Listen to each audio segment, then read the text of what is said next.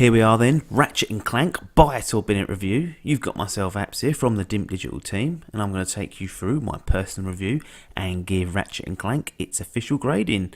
Let's kick things off with my cards on the table. I've never played any of the Ratchet & Clank games before, so no previous knowledge here, and I don't know how similar this reboot or reimagining is to the previous entry, so I can't really offer any pointers on that, unfortunately. And obviously, as this is a PlayStation 4 exclusive, I played it on the PlayStation 4. Now, Ratchet & Clank is a platform shooter, I'd say, developed by Insomniac Games and published by Sony Interactive Entertainment. Like I said, it's either a reimagining or a reboot of the first game, but it's based on the film adaptation which came out earlier in 2016.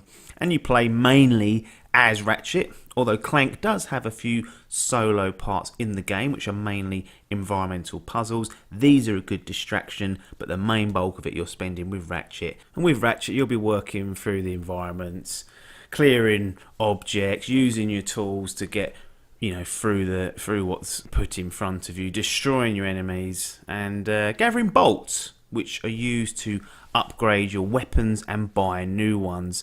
There's also obviously an objective you're given for each of them, which might be to unlock a certain valve or something. These are not the most thought out things, but they offer a purpose when you jump into these worlds, and they are related to the overall narrative. It works very well, and there's a constant flow of new worlds to visit. There's a constant flow of new weapons and gadgets, and it always ensures you've got something new to try out and test. Now, the game itself looks absolutely gorgeous. It is very much like a Pixar game. They've done a great job of this, and it's honestly one of the better looking games on the PlayStation 4 this year.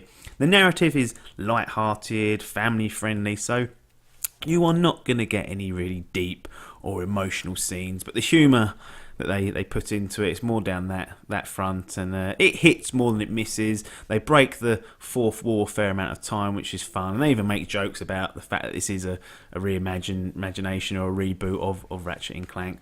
Most of the time you will be using the various weapons and gadgets that you've acquired to dispatch your foes, and like I said, there are a load of these to try out and for you to use and try in different situations. The highlight weapon for me is probably the pixelizer that turns enemies into a weakened 8-bit model of themselves, but you're going to have a blast here experimenting with what they've given you to offer. And there's some, like as I said, platform elements to the game to keep you on your toes, and there's also some decent puzzles in there as well. You'll unlock new things like grind boots and jetpacks that open up some of the levels, but if I had to criticise anything of the game, it really is nitpicking here. It's that if you use circle for your grappling hook, it shouldn't be also used to fire your weapon. So sometimes I was accidentally looking up thinking, right, I want to grab that lamppost up there, and he would fire out and throw one of my grenades or something. So a little bit of weird control mapping, considering you can use other buttons for firing. I don't know why it's set up like that, but honestly, really nitpicking there. As you can tell, Ratchet & Clank doesn't do a lot wrong. It draws the line in the sand early and sticks to it.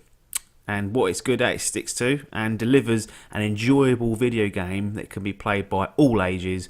With that in mind, Ratchet & Clank has earned itself a Dimp Digital Buy It seal of approval, and my official grading is gold. Thanks for your time, and ta-da.